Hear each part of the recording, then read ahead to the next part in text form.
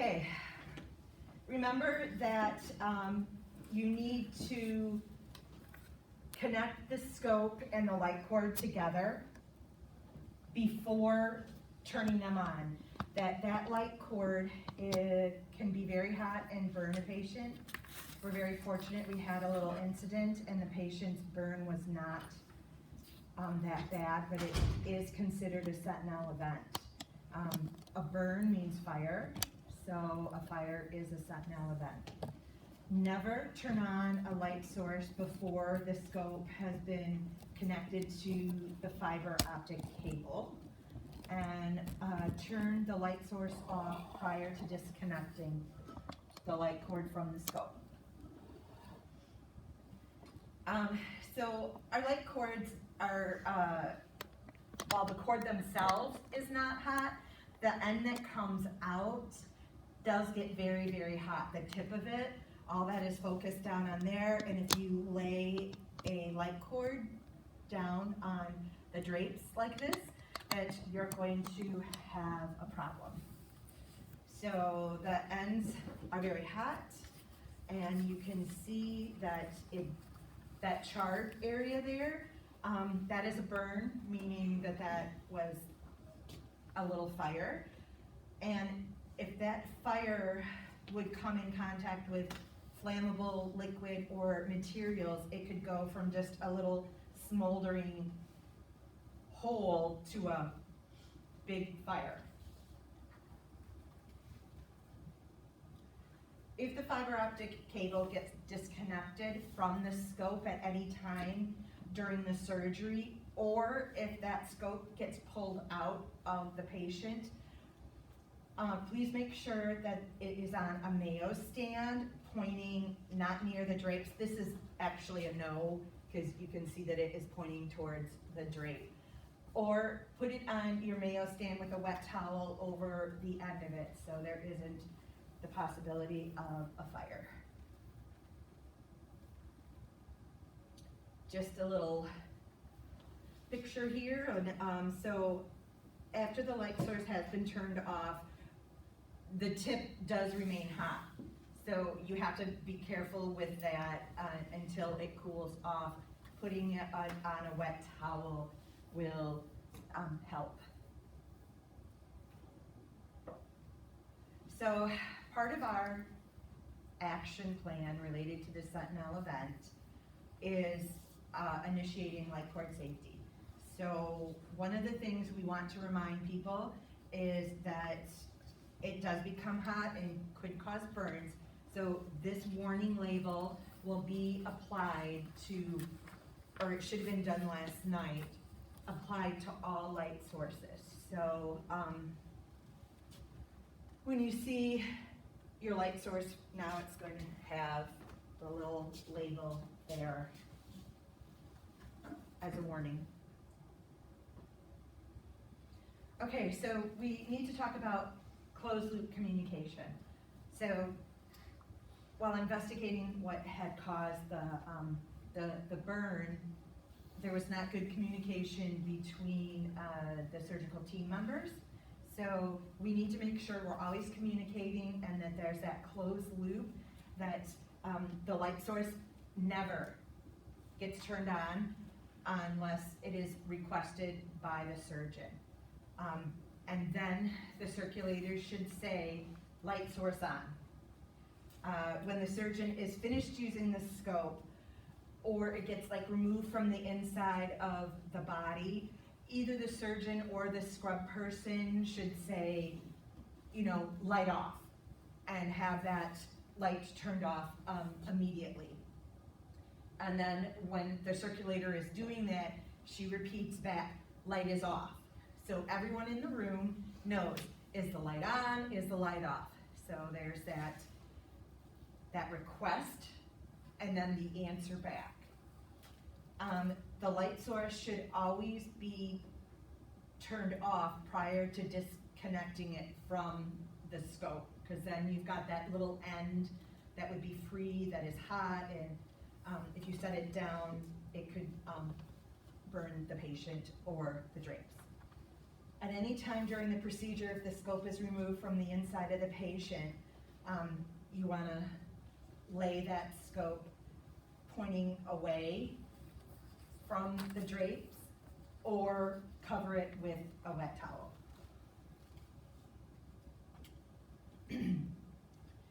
Okay, so are there any questions in regards to the light cord and our light cord safety? Alrighty then.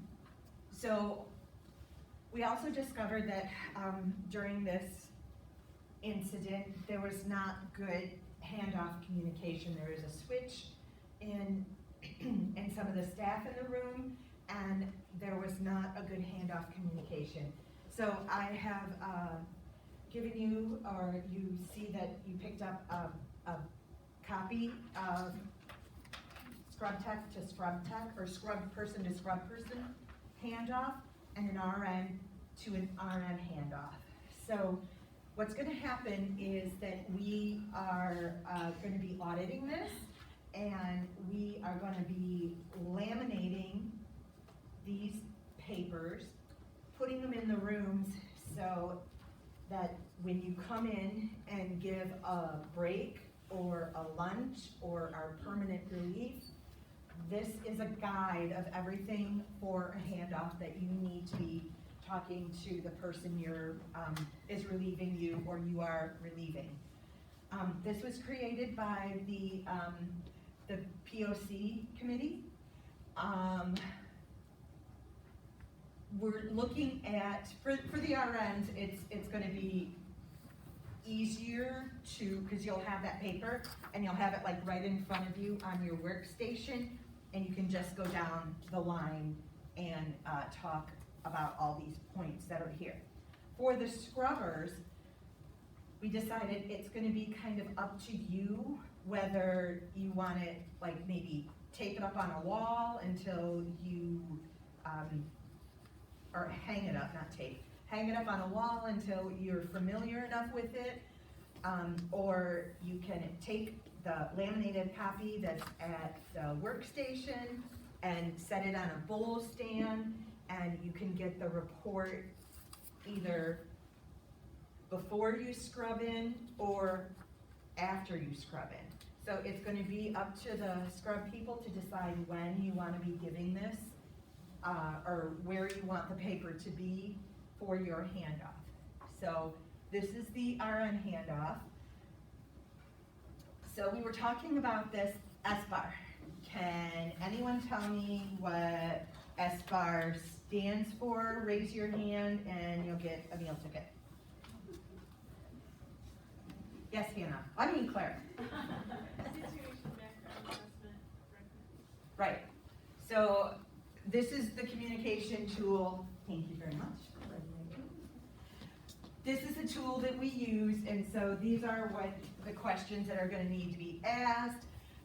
You can refer to the whiteboard, but we don't want you to just say it's all on the whiteboard, because you can say, okay, there are going to be some examples, so we'll show you a good example of communication and a poor example of communication. So here we go. Okay.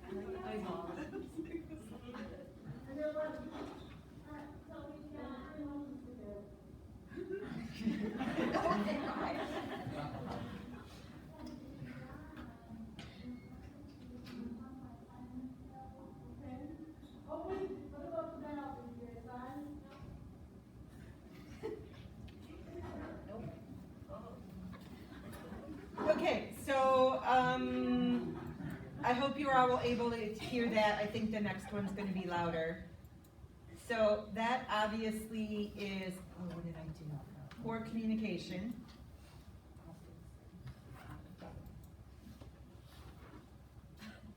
So let's kind of look at what good communication would look like.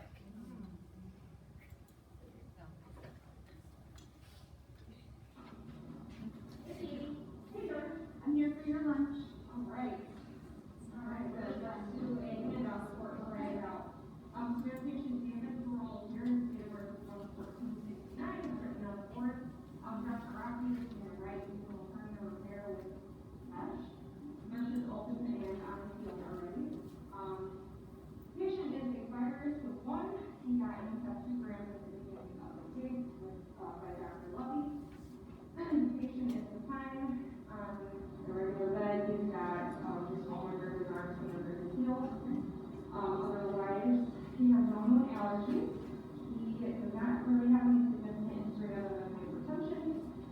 I kind of was making the name of the kid. You can see that here on the sheet. So if we need to add anything, just put it right in here. As well as our small count on the board. Okay.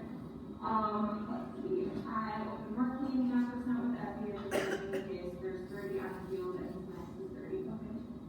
Let's see. He doesn't have any lines or drains other than his 18 gauge in his wrist. He has a wife, Teresa, who's here waiting for him. After the case, Dr. Rocky said he will attack you and you will be discharged, so he won't need a bed. Okay. And then the only other thing is I am anticipating a specimen. I have a cup here that will be permanent. Alright, there is going to be inguinal sac, but you'll have to verify that once it's done. Okay. Do you have any other questions? How about documentation? Do you have any charting? The only thing will be the specimen once that gets handed off, and then local readings at the end. And I can't remember, did you say the mesh is open on the field? Mesh is open. Okay, I got it, so they should be hopefully listening okay now. Okay. Alright, thank you.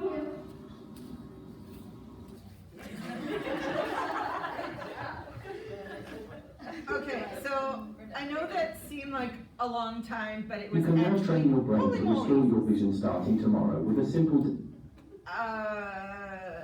Bottom It- right, bottom right, bottom right. Bottom right. Make it smaller, bottom Come right, down. come Keep down, going. right there.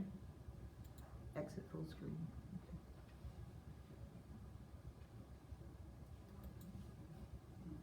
Oh, okay. So that was actually under 2 minutes. If you look at the timestamp on the video clip, it was actually 1 minute and 54 seconds. But it hit all the highlights that you should be talking about. Any questions on this? Okay, so now we're gonna go to the handoff that should be done by the scrubbed people. So you can also refer to the board, but you should be talking about these points. Surgeon's plan, medications, instruments on or off the field, especially specimens. Where are they? How many are they? Will we be getting any more? And we have videos of good and poor communication. So this is poor communication.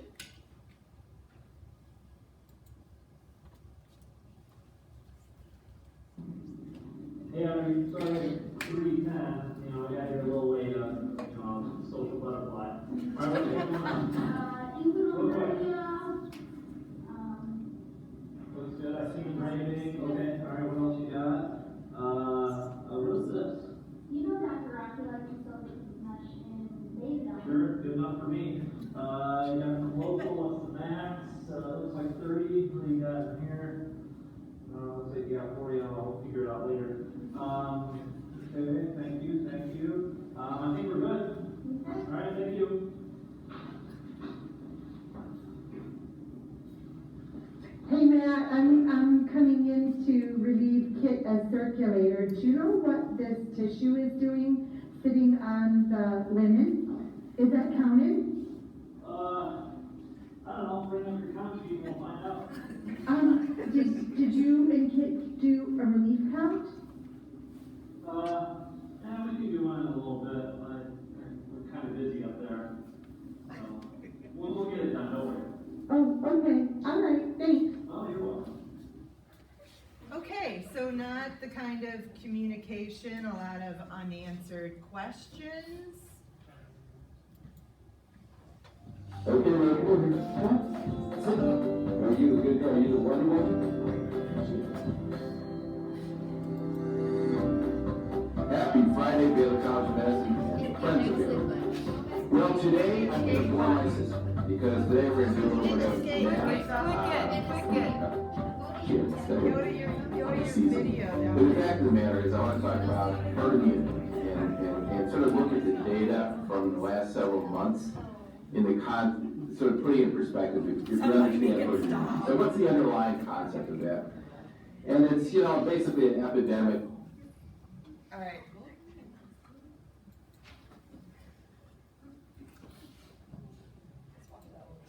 Okay, so then we'll do the one on good communication. And can I remind you all that I'm of the age that I taught most of you, or someone my age taught you how to use a spoon. So when it comes to this, just be kind.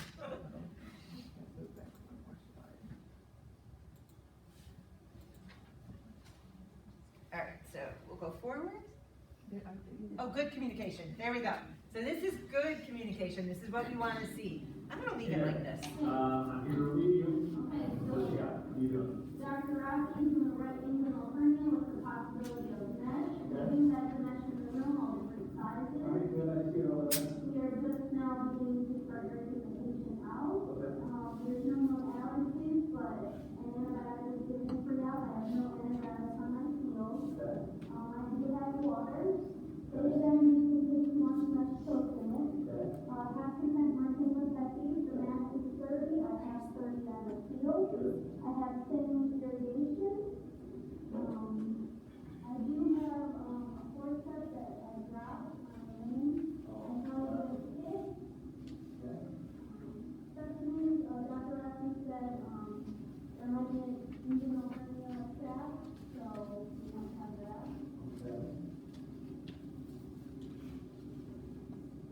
Okay. He said he might be stable for 4 weeks, so I have Okay, to. you got Rasmus over there, right? You over there, other than that, do you have a drain or anything? No, I'm not having any. Okay. Alright. Okay, looks good. I have no more questions. Alright, sounds good. Okay. Okay, so that was a good one. All the questions were answered. They looked at the medications, they're all labeled.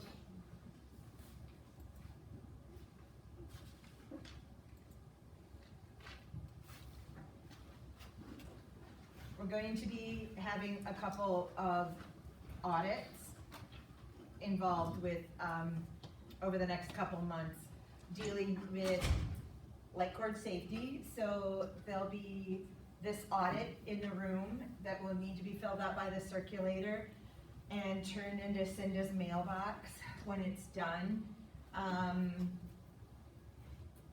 It's gonna ask if that handoff was used, if there was a relief by anyone. Also, suppose the heart team asked me that it is actually, when they're doing like endoscopic vein harvesting, it's the PA that's saying light cord or light on and light off. So even though it says surgeon requesting, they're talking about if it is the person who is actually using it, whether it's like your PA or your first assist. So not necessarily surgeon, but the one that's using it. Any questions about the audit? Okay. I believe that's it. I want to do a little in-service on the snack bun. Sheila, do you have